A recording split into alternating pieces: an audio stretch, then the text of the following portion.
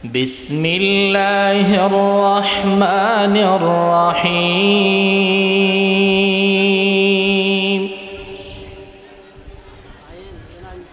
وسيق الذين كفروا إلى جهنم زمرا حتى إذا جاءوها وفتحت أبوابها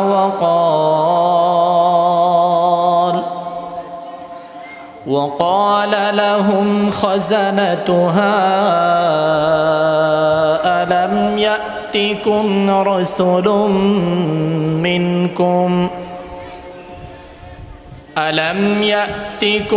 رسل منكم يتلون عليكم آيات ربكم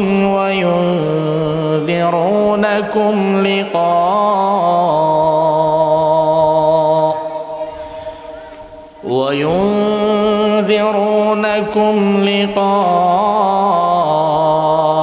يومكم هذا قالوا بلى ولكن حقت كلمة العذاب على الكافرين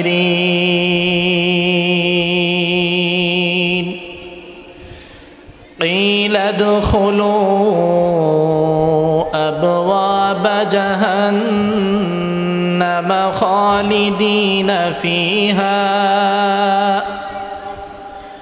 فبئس مثوى المتكبرين মুসলমান ভাইরা রে আমার গভীর মনোযোগ দিয়া বুঝেন আল্লাহ রাব্বুল আলামিন পবিত্র কালামে হাকিমের সূরা জুমারের একটা আয়াত তেলাওয়াত করেছি, লম্বা আয়াত তেলাওয়াত করেছি। আল্লাহ রাব্বুল আলামিন পবিত্র কালামে হাকিমের মধ্যে বলেন ওয়াসিকাল্লাযীনা কাফারু ইলা জাহান্নামা যুমারা। রব্বুল আলামিন ডাক দিয়া কয় দুনিয়ার মধ্যে এমন কিছু মানুষ আছে যারা নাকি দুনিয়া থেকে জাহান্নাম অর্জন করা যাবে। রব্বুল আলামিন বলেন ওয়াসিকাল্লাযীনা তাকাউ রাব্বাহুম ইলাল জান্নাতি যুমারা। আবার এমন এক শ্রেণীর লোক আছে যারা নাকি দুনিয়া থেকে জান্নাত অর্জন করে যাবে। আল্লাহ রাব্বুল আলামিন কোরআনুল কারীমের মধ্যে এই দুই শ্রেণীর মানুষের কথা অন্যত্র আয়াতের মধ্যে বলেন ফারিকুম ফিল জান্নাতি ওয়া ফারিকুম ফিস সাঈর। এক শ্রেণীর মানুষের জন্য আল্লাহ তাআলা রাখছেন জান্নাত, আর এক শ্রেণীর মানুষের জন্য রাখছে জাহান্নাম। রব্বুল আলামিন এবার বিচার বিশ্লেষণ করে দিলেন কাদের জন্য জান্নাত, কাদের জন্য জাহান্নাম। এই কাশীপুর এলাকার যুবক ও পর্দার অন্তরালের মা, এই ওয়াজ মাহফিল প্রত্যেক দিন হবে না, কোরআন হাদিসের মেলা প্রত্যেক দিন বসবে না। এই মাদ্রাসার মাহফিলের মধ্যে যারা আসছেন, এই মাহফিলের মধ্যে যারা বসছেন, নিঃসন্দেহে তারা দামি হয়ে গেছেন। মুসলমান ভাইরা রে আমার, আল্লাহ তাআলা আবার বুঝায় কাদের জন্য জান্নাত আর কাদের জন্য জাহান্নাম। আল্লাহ বলেন হাসরের ময়দানের মধ্যে সেটার জন্য সিদ্ধান্ত হয়ে যাবে। আল্লাহ বলেন ফাআম্মা মান উতিয়া কিতাবাহু বিয়ামিনিহি। আল্লাহ বলেন যাদের আমলনামা ডান হাতে দেওয়া হবে তাদের জন্য জান্নাত। আবার বলেন ওয়া আম্মা মান উতিয়া কিতাবাহু বিশিমালিহি। আল্লাহ বলেন যাদের আমলনামা বাম হাতে দেওয়া হবে তাদের জন্য জাহান্নাম। তাহলে ভাগ করলাম আল্লাহ তাআলা দুনিয়ার মধ্যে মানুষদের জন্য এক শ্রেণীর মানুষের জন্য রাখছে জান্নাত, আরেক শ্রেণীর মানুষের জন্য জাহান্নাম। ফারিকুম ফিল জান্নাতি ওয়া ফারিকুম ফিস সাঈর। এক শ্রেণীর মানুষের জন্য জান্নাত, আরেক শ্রেণীর মানুষের জন্য জাহান্নাম। আল্লাহ বলেন জান্নাত কাদের জন্য? আল্লাহ বলেন ফাআম্মা মান উতিয়া কিতাবাহু বিশিমালিহি। যাদের আমলনামা আল্লাহ ডান হাতে দিবে তাদের জন্য জান্নাত। ওয়া আম্মা মান উতিয়া কিতাবাহু বিয়ামিনিহি।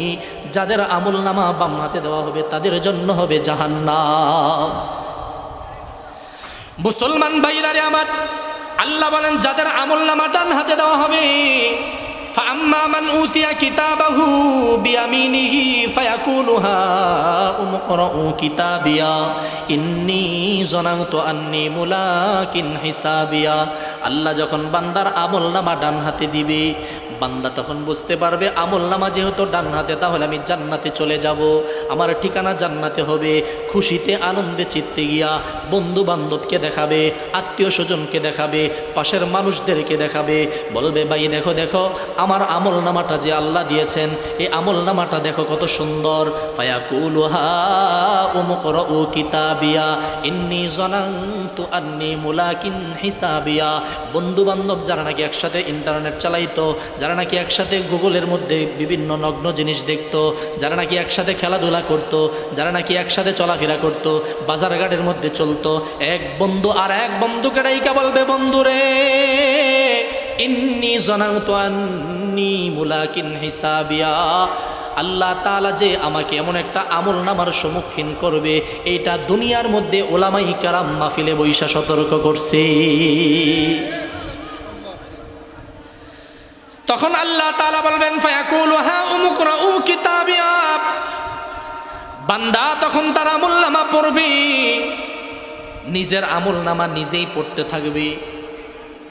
যখন আমলনামা পাবে, আমলনামা পাওয়ার পরে বান্দা বলবে মালি হাযাল কিতাব লা ইউগাদিরু সগীরাতাও ওয়ালা কাবীরাতান ইল্লা আহসাহা ওয়া ওয়াজাদু মা আমিলু হাদিরা ওয়ালা ইয়াজলিমু রাব্বিকা আহাদা।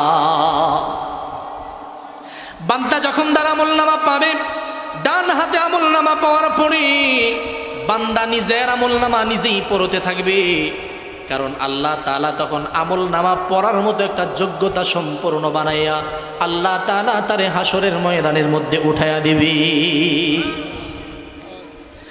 ফায়াকুলু হাউম ইকরাউ কিতাবিয়া ইন্নী যানানতু আন্নী মুলাকিন হিসাবিয়া ফাহুয়া ফি ঈশাতির রাদিয়া ফি জান্নাতিন আলিয়া। আল্লাহ তাআলা তখন বলবে যাও বান্দা তুমি উঁচু জান্নাতের মধ্যে চলে যাও। আপনারা আমরা যারা বসে আছি, আল্লাহ আমাদেরকে জান্নাতীদেরকে বলবেন ফাহুয়া ফি ঈশাতির রাদিয়া ফি জান্নাতিন আলিয়া, উঁচু জান্নাতের মধ্যে চলে যাও। কুতুফুহা দানিয়া, যেই জান্নাতের ভিতর অসংখ্য অগণিত নিয়ামত আল্লাহ ভরপুর করে রাখছি। শুধু তাই নয় যুবক বন্ধু, আল্লাহ তাআলা বলবেন কুলু ওয়াশরাবু হানিআম বিমা আসলাফতুম ফিল আইয়ামিল খালিয়া। জান্নাতের ভিতরে যাও, যত প্রকারের নাজ নিয়ামত আছে ভক্ষণ করো, খাও, পান করো, কোনো বাধা নাই। সুবহানাল্লাহ। তাইলে জান্নাতে যাওয়া দরকার আছে না নাই? আর জোরে বলেন দরকার আছে না নাই? কুলু ওয়াশরাবু হানিআম বিমা আসলাফতুম ফিল আইয়ামিল খালিয়া। জান্নাতের ভিতরে অসংখ্য অগণিত নিয়ামত থাকবে, আল্লাহ বলবে যাও পান করো, খাও, কোনো বাধা নাই। তাহলে এই জান্নাতের মধ্যে যেতে হলে দুনিয়ার মধ্যে কিছু নাজ নিয়ামত আল্লাহ দান করেছেন, এর ভিতরে একটা নাজ নিয়ামতের নাম হলো জীবনের হায়াত নামক একটা নাজ নিয়ামত। আল্লাহ আপনাকে আমাকে যে হায়াত নামক নাজ নিয়ামত দান করলেন, এই হায়াত নামক নাজ নিয়ামত যদি আমরা অপচয় করি আর অপব্যবহার করি, আল্লাহ তাআলা বলেন তাদের জন্য আমি আল্লাহ বিপরীত একটা ব্যবস্থা করে রাখছি। ওয়াসিকাল্লাযীনা কাফারু ইলা জাহান্নামা যুমারা, তারা জাহান্নামের মধ্যে চলে যাবে। তাদের অপরাধটা কি? মুসলমান ভাইরা রে আমার, যখন জাহান্নামী বান্দা জাহান্নামের মধ্যে চলে যাবে, ওয়াসিকাল্লাযীনা কাফারু ইলা জাহান্নামা যুমারা, বান্দা যখন আমলনামা খারাপ হওয়ার পরে জাহান্নামের দরজার সামনে চলে যাবে। ওয়াসিকাল্লাযীনা কাফারু ইলা জাহান্নামা যুমারা হাত্তা ইযা জাউহা ফুতিহাত আবওয়াবুহা ওয়া ক্বালা লাহুম খাযানাতুহা। জাহান্নামী ফেরেশতা যখন জাহান্নামের দরজাটা খুলে দিবে, জাহান্নামের দরজার সামনে চলে যাবে, জাহান্নামের ভিতর থেকে জাহান্নামী পুহুরি ফেরেশতারা ডাক দিয়া বলবে এ আব্দুল করিম, কোন অপরাধের কারণে জাহান্নামে আসছো গো? আলাম ইয়াতিকুম রাসূলুম মিনকুম, দুনিয়াতে কি তোমাদের সামনে নবী রাসূলদের দাওয়াতগুলা যায় নাই? বলেন নবী রাসূলরা আমাদের কাছে দাওয়াত নিয়ে আসছে কি আসে নাই? মুসলমান ভাইরা রে আমার, আমাদের আদি পিতা হযরত আদম আলাইহিস সালাতু ওয়াস সালাম থেকে নিয়ে হযরত ঈসা আলাইহিস সালাতু ওয়াস সালাম পর্যন্ত লক্ষাধিক নবী রাসূল আল্লাহ দুনিয়াতে প্রেরণ করেছেন। তাদের মিশন ছিল একটাই, কালিমার দাওয়াত দেওয়া। জোরে কোন ঠিক কিনা? সেই ক্রমাধারায় আপনার আমার নবী রাহমাতুল লিল আলামিন কালিমার দাওয়াত নিয়ে উম্মতের ফিকিরে দাঁড়ে দাঁড়ে পারে পারে, উম্মতের বারে দাঁড়ে পারে পারে বাড়ি বাড়ি আল্লাহর নবী কালিমার দাওয়াত নিয়ে গেছেন। আমার নবী রাহমাতুল লিল আলামিন কালিমার দাওয়াত নিয়া একদিন, দুই দিন, তিন দিন মানুষের কাছে দাঁড়ে দাঁড়ে পারে পারে যাইতে যাইতে শেষ পর্যন্ত এই কালিমার দাওয়াত নিয়ে চলে গেলেন তায়েফের জমিনে। তায়েফের জমিনে আমার নবী কালিমার দাওয়াত নিয়ে গেছে গো। তায়েফের যুবকগুলা এত পরিমাণ দুষ্ট ছিল গো, আল্লাহর নবী যখন কালিমার দাওয়াত নিয়ে গেছে, তায়েফের যুবকরা আমার নবী পাগল বইলা বইলা নিক্ষেপ করি। মুসলমান ভাইরা রে আমার, আল্লাহর নবী কালিমার দাওয়াত নিয়ে তায়েফে গেলেন। আল্লাহর নবীর সাথে ছিলেন হযরত সাইদ।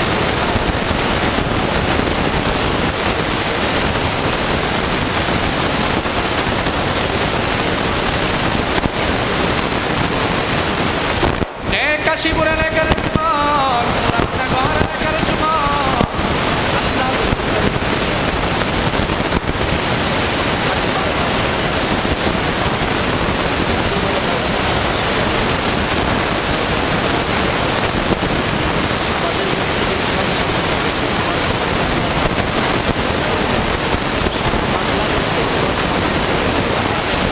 আমাদেরকে কালিমার দাওয়াত দিত। এবার জাহান্নামী পুহুরি ফেরেশতারা ডাক দিয়া বলবেন, এই অপরাধী কোন অপরাধের কারণে আজকে জাহান্নামী? ইয়াতলুনা আলাইকুম আয়াতি রাব্বিকুম, আল্লাহ তাআলার কোরআন শরীফের আয়াতগুলা কি তোমাদের সামনে তেলাওয়াত করে করে শোনানো হয় নাই? আল্লাহ রাসূলের কোরআনের আয়াতগুলা কি তোমাদের সামনে তেলাওয়াত করা হয় নাই? ৩ নাম্বার প্রশ্ন করবে, ওয়ায়ুনজিরুনাকুম লিকা ইয়াউমিকুম হাযা, তোমাদেরকে কি উলামায়ে কেরাম এই কথা বলে নাই যে জান্নাত জাহান্নাম একটা আছে, হাসরের ময়দানে তোমাদেরকে আল্লাহর সাথে মুলাকাত হইতে হবে, সাক্ষাৎ করা লাগবে। জাহান্নামী অপরাধী বান্দা তখন বলবে, বালা বালা। উলামায়ে কেরাম আমাদেরকে কালিমার দাওয়াত দিয়েছেন, নবী রাসূলুল্লাহ আমাদের দাঁড়ে দাঁড়ে পারে পারে গেছে। এরকম ভাবে আল্লাহর কোরআনের তেলাওয়াতগুলোও আমাদেরকে শোনায় দেওয়া হয়েছে। শুধু তাই নয়, আল্লাহর সাথে যে আমাদের সাক্ষাৎ হবে, মুলাকাত হবে গো, এই কথাটাও উলামায়ে কেরাম আমাদেরকে বলছে, কিন্তু আমরা তাদের কথায় কর্ণপাত করি নাই। وَيُنذِرُونَكُمْ لِقَاءَ يَوْمِكُمْ هَذَا قَالُوا بَلَى وَلَكِنْ حَقَّتْ كَلِمَةُ الْعَذَابِ عَلَى الْكَافِرِينَ, তাদের কথা আমরা শুনি নাই, আমরা গাফিল ছিলাম। আল্লাহ তখন বলবেন, কিলা দুখুলু আবওয়াবা জাহান্নামা খালিদিনা ফিহা ফাবিসা মাসওয়াল মুতাকাব্বিরিন। ও জাহান্নামী ফেরেশতারা দল, তারা দুনিয়ার মধ্যে দাম্ভিকতার সাথে চলত। উলামায়ে কেরাম যদি কোনো নামাজের কথা বলতেন, উলামায়ে কেরাম যদি তাদেরকে দাওয়াত দিতেন, তাদেরকে বিদ্যাঙ্গুলি প্রদর্শন করে বলতেন, হুজুররা ফরের বাড়িতে খান্দা আজান দিয়ে বেতন নেন, টের পান না বুঝি? আপনাদের কাজ আপনারা করেন, আমরার কাজ আমরা করি। এরকম কিছু মানুষ বর্তমানে বাংলাদেশে আছে না নাই? আরো জোরে বলেন, আছে না নাই? মুসলমান ভাইরা রে আমার, এই জন্য আল্লাহ তাআলা নবী রাসূলদেরকে 3টা দায়িত্ব দিয়া দুনিয়ার মধ্যে প্রেরণ করছেন। 1 নাম্বার হলো নবী রাসূলদের দায়িত্ব মানুষদের দাঁড়ে দাঁড়ে কোরআনের দাওয়াত পৌঁছায়া দেওয়া, কালিমার দাওয়াত পৌঁছায়া দেওয়া। 2 নাম্বার দায়িত্ব মানুষের কাছে, প্রত্যেকটা নবী প্রত্যেক উম্মতের কাছে আসমানি কিতাব তেলাওয়াত করে করে শোনায়া দেওয়া। সেই ধারাবাহিকতায় আমার নবী, আপনার নবী সাইয়্যিদুল মুরসালিন, খাতামুন নবিয়্যিন, ইমামুল মুরসালিন নবী আমার, আপনার আমার দরুদি নবী, মায়ার নবী, উম্মতের কান্ডারি নবী গো, মক্কা আর মদিনার মানুষের কাছে কালিমার দাওয়াত দিয়েছেন, কোরআন তেলাওয়াত করেছেন। আমার নবী যখন কোরআন তেলাওয়াত করে মক্কার কাফের মুশরিকরা বিব্রত বোধ করে, আমার নবীর কোরআন তেলাওয়াতের আওয়াজ সহ্য করতে পারে না। আমার নবীর কোরআন তেলাওয়াতের আওয়াজ শুইনা কয়, মোহাম্মদ কি যেন জাদুর মন্ত্র পড়ে গো। যেই জাদুর মন্ত্র শুইনা মানুষ বাপদাদার ধর্ম ছাইরা মোহাম্মদের ধর্ম গ্রহণ করে ফেলে। রসুল কি জাদুর মন্ত্র পড়ে না, আল্লাহর লৌহে মাহফুজের কালাম পড়ে? মুসলমান ভাইরারে আমার, নবী রসুলদের দায়িত্ব ছিল আসমানি কিতাব তেলাওয়াত করে করে মানুষদেরকে শোনায়া দেওয়া। ইয়াতলুনা আলাইকুম আয়াতিহি ওয়া ইউনজিরুনাকুম লিকা ইয়াউমিকুম হাযা। নবী রসুলদের 1 নাম্বার দায়িত্ব কালিমার দাওয়াত দেওয়া, 2 নাম্বার দায়িত্ব কোরআন তেলাওয়াত করে করে শোনায়া দেওয়া। আমার নবী কোরআন তেলাওয়াত করে মক্কার কাফের মুশরিকরা ডাক দিয়া কয়, মোহাম্মদ কি যেন জাদুর মন্ত্র পড়ে, এ তোমরা কি এমন কেউ আছো নাকি মোহাম্মদের এই জাদুর মন্ত্র বন্ধ করবা? জোরে জোরে কর নাউজুবিল্লাহ। আমার নবী কি জাদুর মন্ত্র পড়ে না, লৌহে মাহফুজের কালাম পড়ে? তখনকার যুগের কাফের মুশরিকরা, আবু জাহাল, আবু লাহাব, উতবা, শায়বা, ওলীদ ইবনে মুগিরা, উতবা, এই সমস্ত কাট্টা কাফেররা আমার রসুলকে জাদুকর বলতেন, আমার রসুলকে জাদুর মন্ত্র পড়ে এগুলা বলতেন। আর বর্তমান যুগে যারা নাকি কোরআনের বিরোধিতা করে, মসজিদের বিরোধিতা করে, আলেম ওলামাদের বিরোধিতা করে, ওয়াজ মাহফিল তাফসীরের বিরোধিতা করে, তখনকার আবু জাহাল, আবু লাহাব ছিল রসুল বিরোধী। আর বর্তমান কোরআন সুন্নাহ বিরোধী কথা যারা বলে, ওয়াজ মাহফিলের বিরুদ্ধে যারা কথা বলে, উলামায়ে কেরামদেরকে তুচ্ছ তাচ্ছিল্য করে যারা কথা বলে, তারা হলো বর্তমান যুগের হারাউন, ফেরাউন, নমরুদ, ওলীদ ইবনে মুগিরা, আবু জাহাল, আবু লাহাব। জোরে বলেন ঠিক কিনা? কোরআনের বিরোধিতা করব না কোরআনের পক্ষে? মুসলমান ভাইরারে আমার, আমার নবী, আপনার নবী 2 নাম্বার দায়িত্ব ইয়াতলুনা আলাইকুম আয়াত, উম্মতের কাছে দরদি নবী কোরআন তেলাওয়াত করে করে শোনায় গো। আমার নবীর কোরআন তেলাওয়াতের আওয়াজ শুনে শুনে মক্কার মানুষগুলা কালিমা গ্রহণ করে করে মুসলমান হয়ে যায়। কিন্তু কাফের মুশরিকরা বিব্রত বোধ করে, কোরআনের আওয়াজ সহ্য করতে পারে না। কিন্তু আবু জাহাল, আবু লাহাব কিন্তু বাতিজা মুহাম্মদের প্রতি এই পরিমাণ দরদি, এই পরিমাণ মায়া ছিল। আমার নবী যখন কোরআন তেলাওয়াত করে, আমার নবী যখন কোরআন তেলাওয়াত রাতের বেলা, দিনের বেলা কোরআন তেলাওয়াত করে, আবু জাহাল, আবু লাহাব দেওয়ালের পিছনে গিয়া কান লাগায়া লাগা নবী মুহাম্মদের কোরআন তেলাওয়াতের আওয়াজ শুনে ঘোষণা দিয়ে দিলেন। কি ঘোষণা? মুহাম্মদ জাদুর মন্ত্র পড়ে, এই জাদুর মন্ত্র বন্ধ করার মতো, জাদুর কালাম বন্ধ করার মতো এরকম কে আছে? তো কাফের মুশরিকরা সিদ্ধান্ত নিলেন, আমার নবীর কোরআন তেলাওয়াতের আওয়াজ অর্থাৎ জাদুর মন্ত্র, তারা বলে জাদুর মন্ত্র বন্ধ করা লাগবে। তদানীন্তনকালে ইয়ামান দেশ থেকে একজন জাদুকর ভাড়া করে নিয়ে আসছে। জাদুকর ভাড়া করে আইনা মুহাম্মদের কোরআন তেলাওয়াত বন্ধ করতে চায়, আমার নবীর কোরআন তেলাওয়াত বন্ধ করতে চায়। ইয়ামান দেশ থেকে জাদুকররে আনছে, জিমাদ নামক জাদুঘর, তফসিরে আসছে। এই জিমাদ নামক জাদুঘরকে আইনা নবী মুহাম্মদের সামনে দাঁড় করাই দিছে। ডাক দিয়া কয়, জিমাদ।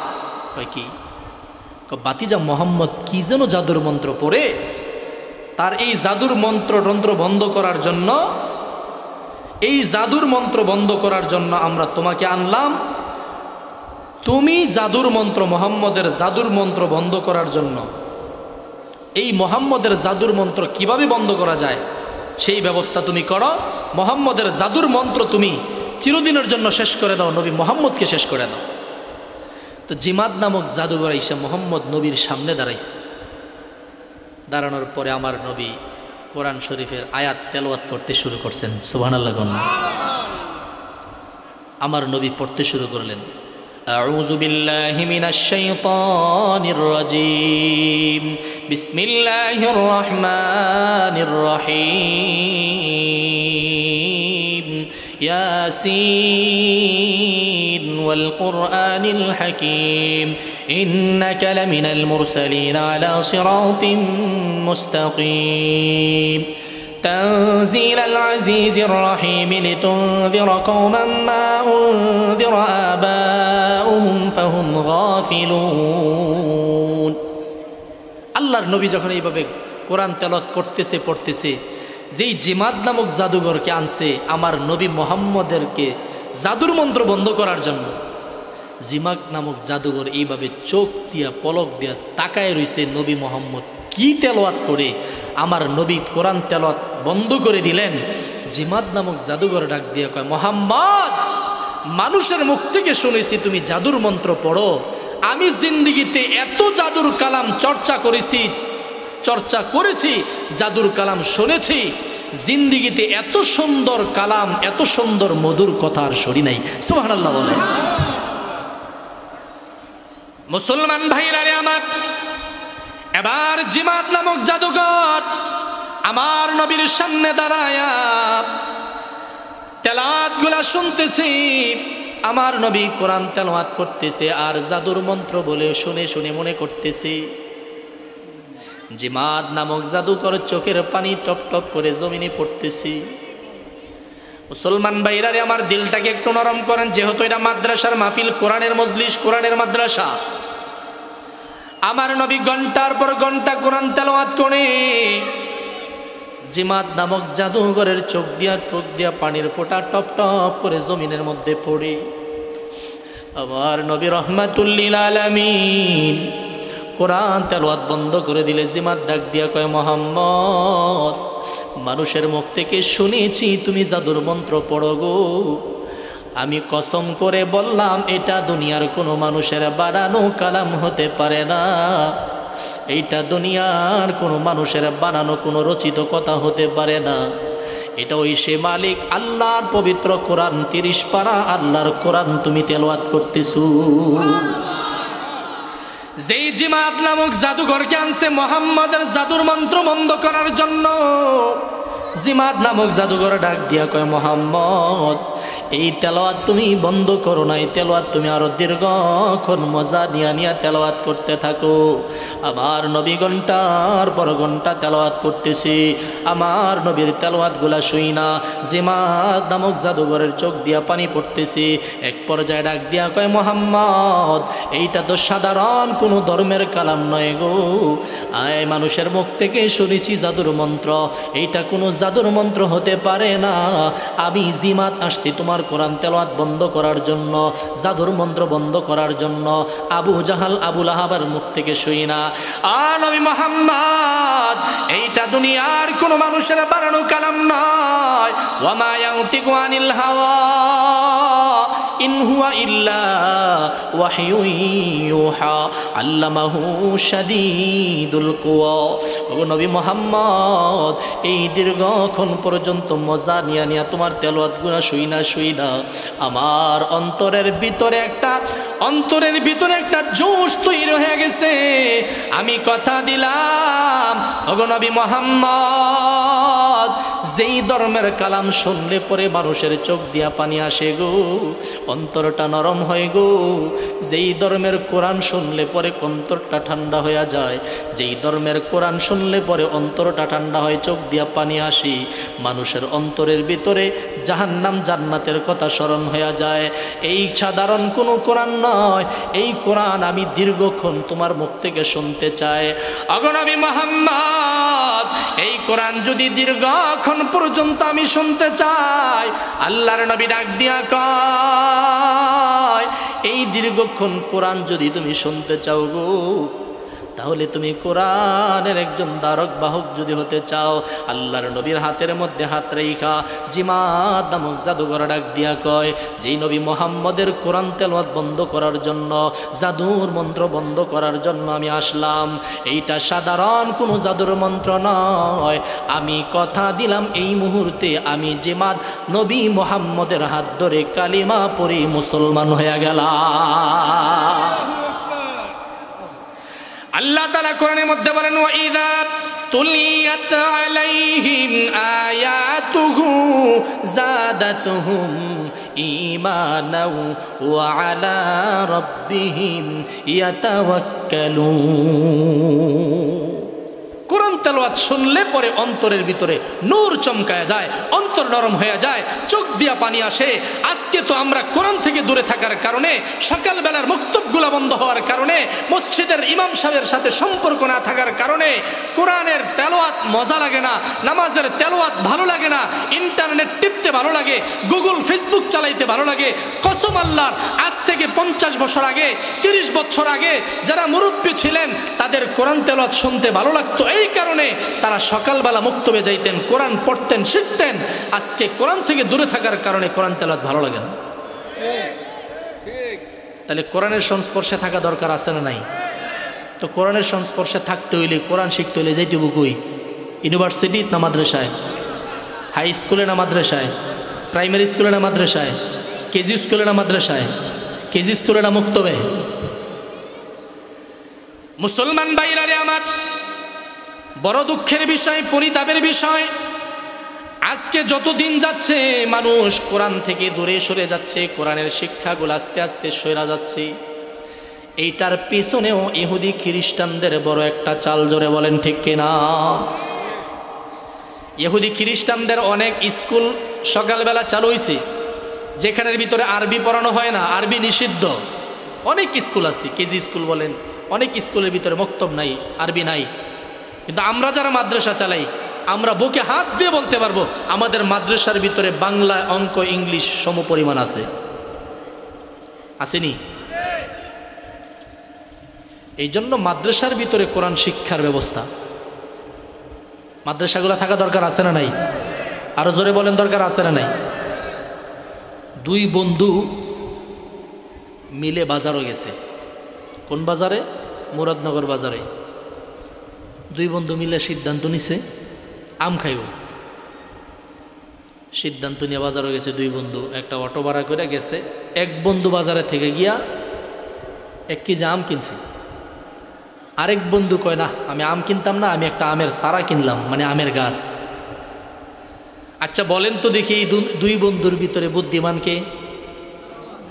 মাশাআল্লাহ। আরে ওয়াজ কই করতাম আইছেন তুই সব আব্দুল কাদের জিনালি,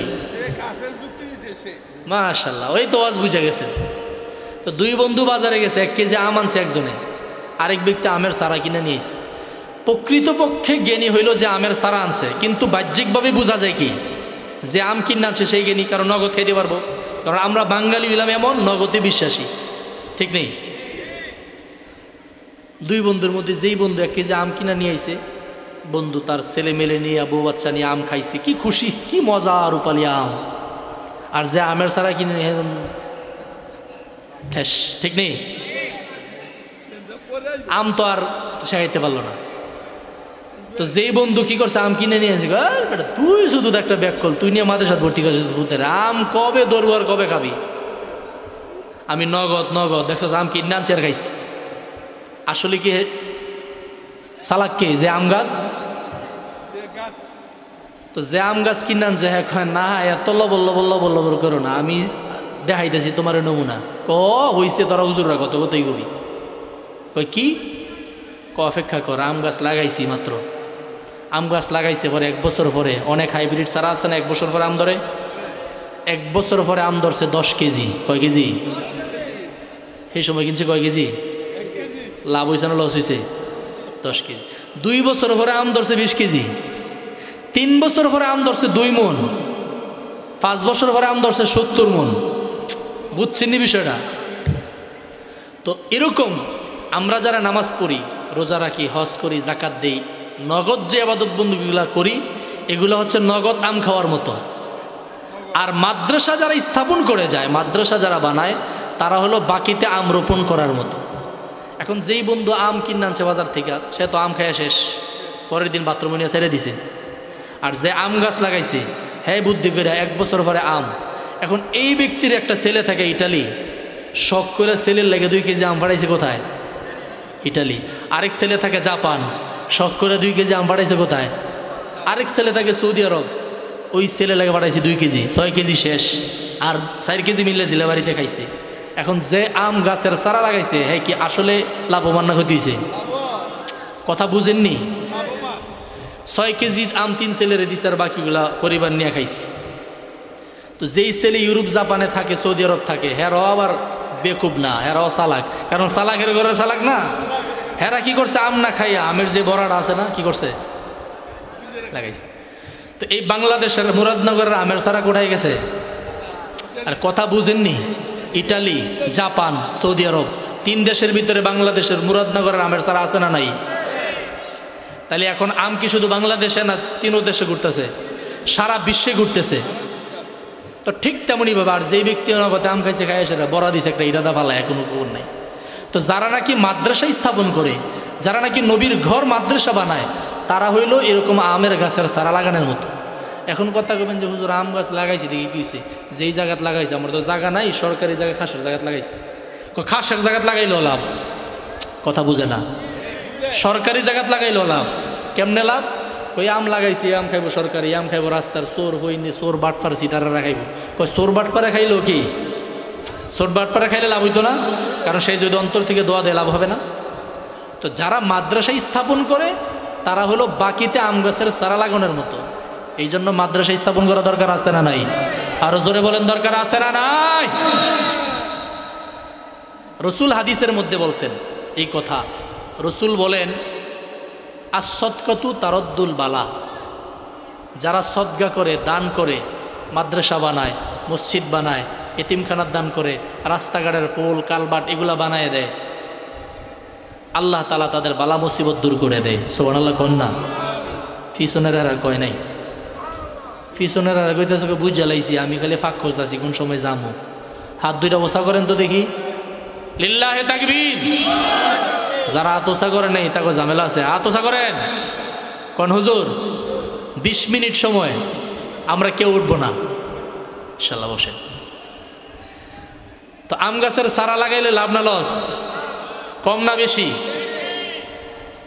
তো এই আম গাছ লাগাইছেন, এই আম গাছটা হলো এই মাদ্রাসা, তাহলে কেমন লাভ? এই আম গাছের চারা লাগাইছে, এখান থেকে একজন হাফিজ হবে, একজন কোরআনের হাফিজ হবে। এই কোরআনের হাফিজ কি বসে থাকবে? আবার মাদ্রাসা গিয়ে পড়াইবে না? হে আবার 10 জন বানাইবো, এই 10 জনে আবার 10 জন করে 100 জন, হে 100 জনে আবার 10 জন করে 1000 জন, এই 1000 জনে 10 জন করে আবার 1 লাখ জন। বুঝছেন বিষয়টা? তাহলে একটা মাদ্রাসা হওয়ার কারণে, একটা আম গাছ হওয়ার কারণে যদি 3 দেশের ভিতরে আম ঘুরতে পারে, একটা মাদ্রাসা নামক আম গাছ হইলে কি এই হাফিজ থেকে সারা বিশ্বে কোরআনের হাফিজ হতে পারে কি পারে না? তাহলে লাভ না লস? এই মাদ্রাসার মধ্যে যারা সাইল দিয়া, ডাইল দিয়া, এরকমভাবে বোর্ডিং দেখা, এরকমভাবে শিক্ষকদের বেতন দিয়া, কোরআন শরীফ দিয়ে, ইট দিয়া, বালু দিয়া, সিমেন্ট দিয়া, রড দিয়া সার্বিকভাবে সহযোগিতা করছে। কিচ্ছু পারি নাই, মাদ্রাসা লেগে দোয়া করছি, তাও একটা সহযোগিতা। কিছুই পারি নাই, বাচ্চাদেরকে পানি খাওয়াইছি, তাও একটা সহযোগিতা। এই সহযোগিতা করছে, করার পরে 1 বছর মাদ্রাসা চলছে। কয় বছর? কথার কথা। এরপরে 1 বছর মাদ্রাসা চলছে, এখান থেকে 5 জন হাফিজ হয়েছে, তারপরে মাদ্রাসা বন্ধ হয়ে গেছে। তারপরেও কি লস আছে? কথা বুঝে নেই। 5 জন হাফিজ হয়েছে, লস আছে? কারণ এই হাফিজ কি অন্য জায়গায় কি বসে থাকবো? এটাই আম গাছ লাগানোর ফজিলত, আম গাছ লাগানোর দুনিয়াবি ফায়দার কথা বললাম। আর আখেরাতের ফায়দা কি? আখেরাতের ফায়দা রসুল বলেন, আসদকাতু তারদ্দুল বালা, যারা নাকি এই দ্বীনি প্রতিষ্ঠানের সাথে সম্পৃক্ত রাখবে, সম্পর্ক রাখবে, আল্লাহ তাআলা তাদের বালা মুসিবত দূর করে দিবেন। আল্লাহ তাআলা কোরআন শরীফের মধ্যে এই কথা বলেন। এটা হলো দুনিয়াবি লাভ। আর আখেরাতবি লাভ কি? মাসালুল লাযীনা ইউনফিকুনা আমওয়ালাহুম ফি সাবিলিল্লাহি কামাসালি হাববাতিন আম্বাতাত সাবআ সানাবিলা ফি কুল্লি সুমবুলাতিন মিআতু হাব্বা। মুসলমান ভাইরা রে আমার, আল্লাহ রাব্বুল আলামিন পবিত্র কালামে হাকিমের মধ্যেই কথা বলেন, ওই যারা নাকি মাদ্রাসা নামক এই স্থানগুলার ভিতরে দান করবে, যেইগুলাতে নাকি নবীর মাদ্রাসা, যেখানে নাকি কোরআন হাদিসের আলোচনা হয়, কোরআন হাদিস শিক্ষা দেওয়া হয়, আল্লাহর কোরআন শিক্ষা দেওয়া হয়, রসুলের হাদিস শিক্ষা দেওয়া হয়, এই দ্বীনি মজলিসগুলার মধ্যে, দ্বীনি প্রতিষ্ঠানগুলোর মধ্যে যারা নাকি সম্পৃক্ততা রাখবে, সহযোগিতা করবে, ইনকতা আমালুহু ইল্লা মিন সালাস, যখন নাকি মানুষ মারা যাবে তার সমস্ত আমলের দরজাগুলা বন্ধ হয়ে যাবে। সমস্ত আমলের দরজা বন্ধ হবে, কিন্তু 3টা আমলের দরজা চালু থাকবে। 1 নম্বরে হলো সদকাতুন জারিয়া, যারা নাকি সদকায়ে জারিয়ার কাম করে গেছে, আউওয়ালাদুন সালেহ, যারা নাকি দুনিয়াতে নেক সন্তান রেখে গেছে। আল্লাহ তাআলা বলেন যেই নেক সন্তান নাকি ইয়াদউ ইলাল্লাহ, আল্লাহ তাআলার কাছে চাইবে, এই মাদ্রাসাগুলো যারা স্থাপন করে যাবে, এই মাদ্রাসার মধ্যে যারা সন্তান দিয়া, ছেলে সন্তান দিয়া, মাদ্রাসার সাইল দিয়া, ডাইল দিয়া সার্বিকভাবে সহযোগিতা করবে, একদিন যদি দুনিয়ার থেকে মারা যায়, ও দুনিয়ার মানুষেরা আমার, এই দুনিয়ার থেকে চলে যাওয়ার পরেও এই মাদ্রাসার ইট বালু সিমেন্টগুলা, এই মাদ্রাসা থেকে সহযোগিতা নিয়ে যতগুলা ছাত্র হয়েছে, এই মাদ্রাসা থেকে যতগুলা আলেম হয়েছে, যতগুলা হাফেজ হয়েছে, ওই ছাত্রগুলা যখন নাকি হাসরের ময়দানের মধ্যে দেখবে যে আমার লজিন মাস্টার, এ তো আমার একদিন একবেলা খানা খাওয়া সহযোগিতা করছে, সে তো আমার টিফিন বাড়ি কিন্না দেওয়া সহযোগিতা করছে, আমার কিতাব কোরআন কিন্না দেওয়া সহযোগিতা করছে, আরে ওই চেহারাটা তো আমার বড় মনে পড়ে, আমি তো তাদের গ্রামের মাদ্রাসার মধ্যে ছিলাম, আমার তো সকালবেলা আমার নাস্তার দোকানের মধ্যে নিয়ে নাস্তা খাওয়াইছে, আমার তো এরকমভাবে একটা পাঞ্জাবি বানিয়ে দিছে, আমারে কোরআন শরীফ দিছে, আমাকে রেহেল দিছে, এরকমভাবে খানার টাকা ছিল না, আমার খানার টাকার সহযোগিতা করছে। না না না, আজকে আল্লাহ আমার জান্নাতি বানাইছে, আমি আমার লজিন মাস্টার রে সারা, আমি আমার এই মুহিব্বিন রে সারা, আমার মুতাল্লিকিন রে সারা, আমার বন্ধু রে সারা, আমার এরকম আহবাব রে সারা, যারা নাকি মাদ্রাসার হিতাকাঙ্ক্ষী ছিল, এই লোকগুলারে সারা আমি জান্নাতে যাইতে পারি না। এই জন্যই তো রসুল বলেছেন, মান ক্বরাআল কুরআনা ফাস্তাযহারাহু ফাআহাল্লা হালালাহু ওয়া হাররামা হারামাহু আদখালাহুল্লাহুল জান্নাহ। ও দুনিয়ার মানুষ, আল্লাহ রসুল বলেন, যারা নাকি দুনিয়াতে একজন হাফেজ হবে, একজন হাফেজ বানাবে, একজন হাফেজ বানাইতে সহযোগিতা করবে, একজন কোরআনওয়ালা বানাইতে সহযোগিতা করবে, একজন হাফেজ যখন হয়ে যাবে, ওই হাফেজটা তখন হাসরের ময়দানের মধ্যে যখন জান্নাতি হয়ে যাবে, আল্লাহ রসুল বলেন, মান ক্বরাআল কুরআনা ফাস্তাযহারাহু ফাআহাল্লা হালালাহু ওয়া হাররামা হারামাহু আদখালাহুল্লাহুল জান্নাহ ওয়া শাফাআহু ফি আশারাতিন মিন আহলি বাইতিহি কুল্লুহুম ক্বাদ ওয়াজাবাত লাহুন নার। মুসলমান ভাইরা রে আমার, এই নুরানি মাদ্রাসার একজন হাফেজ যখন নাকি জান্নাতি হয়ে যাবে, আল্লাহ তাআলা তার এমন একটা পাওয়ার দিবে, আল্লাহ তাআলা বলবে, যেই ব্যক্তিরা নাকি তোমার কোরআন কিতাব কিন্না দিয়া, খাবার সহযোগিতা কইরা, মাদ্রাসার মধ্যে 1 বস্তা চাউল দিয়া, ডাউল দিয়া, মাদ্রাসার বিল্ডিংয়ের ইট বালু রড সিমেন্ট দিয়া সহযোগিতা করছি, তখন এই হাফেজে কারাম ডাক দিবে, আল্লাহ, আমি হাফেজ হওয়ার পিছনে যারা এত সহযোগিতা করলো, আমি হাফেজ হওয়ার পিছনে যারা এত প্রকারের সহযোগিতা করলো, আমি আজকে তাদেরকে ছাড়া জান্নাতে যেতে পারি না।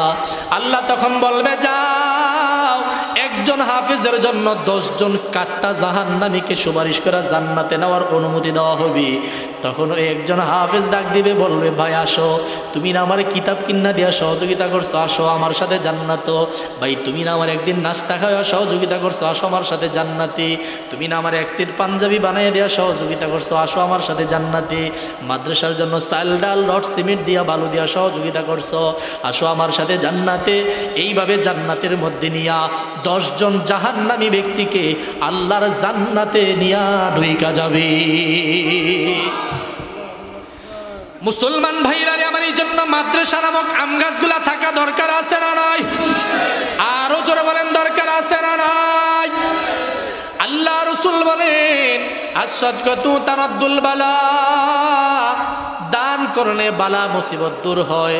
রসুল হাদিসের মধ্যে বলেন, আস-সাদকাতু তুদফিউল গাযাবি, ওয়াতাদফাউ মিদাতাসসু, যারা নাকি মসজিদ মাদ্রাসায় দান সদকা করবে আল্লাহ তাআলা তাদেরকে হঠাৎ মৃত্যু থেকে বাঁচাবে, আল্লাহ তাআলা হঠাৎ মৃত্যু থেকে বাঁচাবে, প্যারালাইসিস থেকে বাঁচাবে, স্ট্রোক করা থেকে বাঁচাবে, ডায়াবেটিস থেকে হেফাজত করবে। এই জন্য নবীর মাদ্রাসার সাথে সম্পৃক্ত রাখা দরকার আছে না নাই? মুসলমান ভাইরা আমার শেষ করে দিচ্ছি,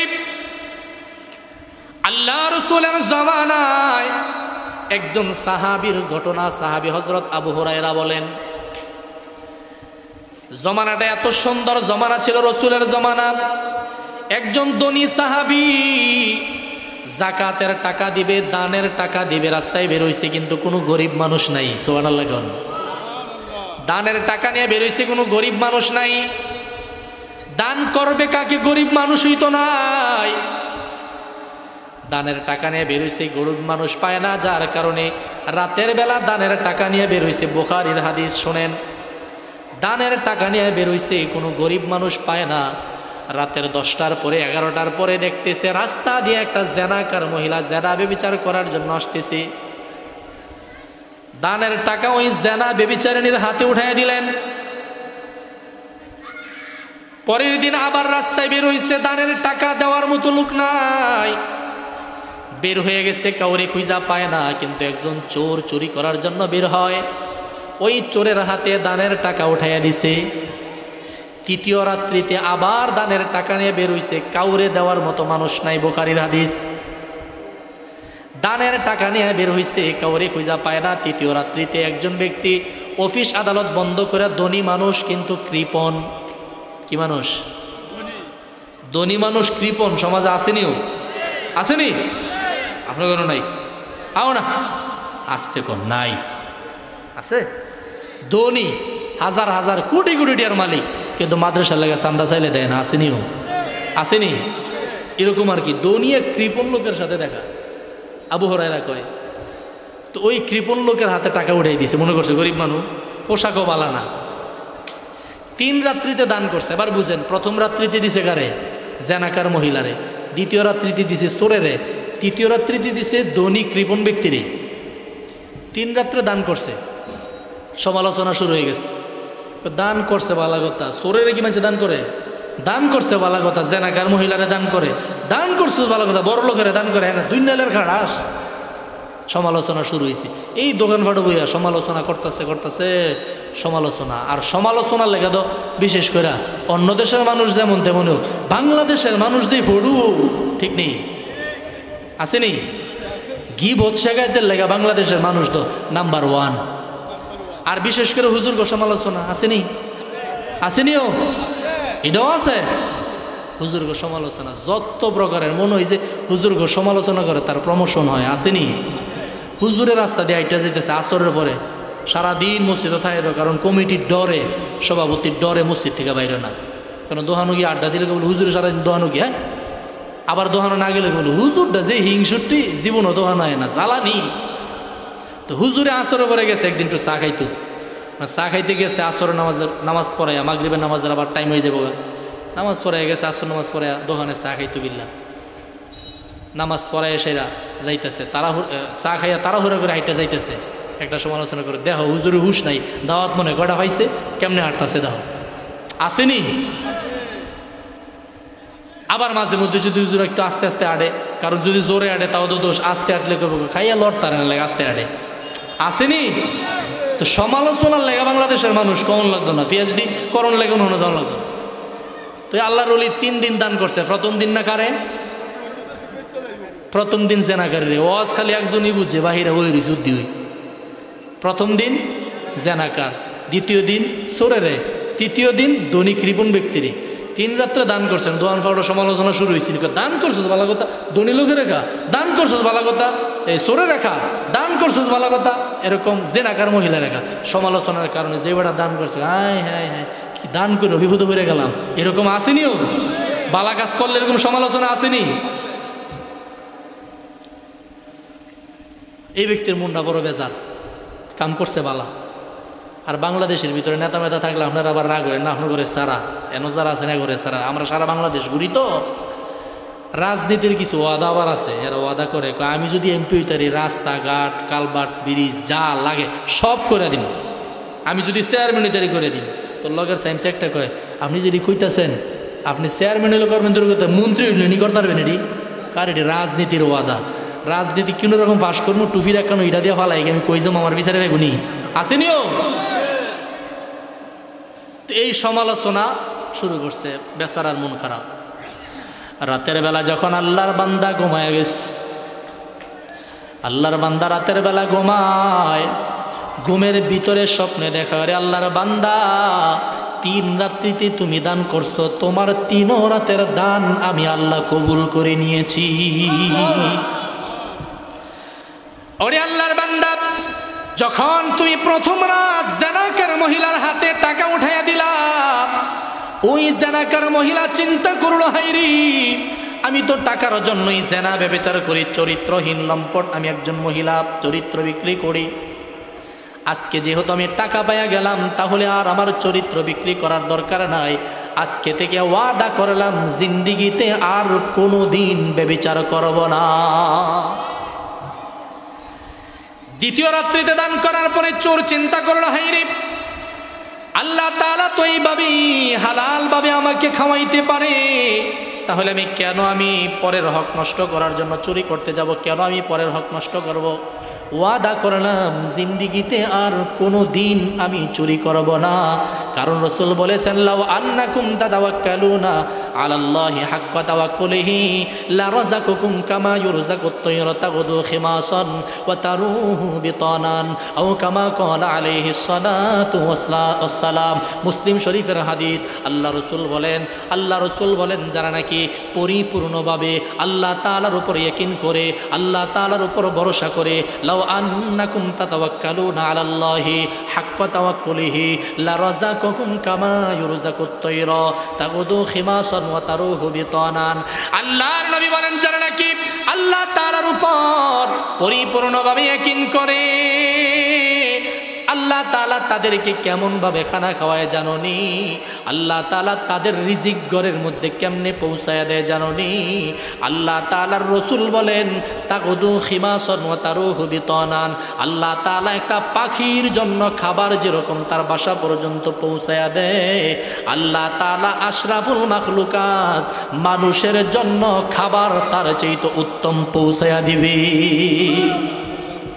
তাগদু খিমাসান ওয়া তারুহু বিতানান হাদিসে আসছে একটা পাখিকে আল্লাহ তাআলা কেমনে খানা খাওয়ায়। কি বলেন? একটা পাখি যে সকালবেলা বাসা থেকে বের হয়, এই পাখি কি জানে কোন সরিষা খেতে যাব, কোথায় গেলে খানা পাবো জানে? কিন্তু আপনার আমি তো জানি যে সকালবেলা গিয়ে ইটালির ভূতে টেয়া ফাটাইবো, ব্যাংকের থেকে উঠাবো, তারপরে বাজার করবো। কিন্তু পাখির কীরকম ব্যবস্থা আছে? একটা কুকুরের আছে, কিন্তু না খাওয়ায় রাখে। তাগদু খিমাসান ওয়া তারুহু বিতানান রাসূল হাদিসে বলছেন। কিন্তু পাখিটা কোনোদিন খালি পেটে বাসায় ফিরে না। কই থেকে আসে? আল্লাহ খাওয়া। দ্বিতীয় রাত্রিতে দান করার কারণে ওই চোর চিন্তা করলো যেহেতু আল্লাহ তাআলা হালাল জিন্দিগিতে আর কোনোদিন চুরি ব্যভিচার করব না, ওয়াদা করে ফেলছে। তৃতীয় রাত্রিতে যারা দান করছে ধনী কিন্তু কৃপণ। এরকম কেউ লোক কেন থাকলে আপনারই কই না, টেনশন করেন না। ধনী কিন্তু কৃপণ।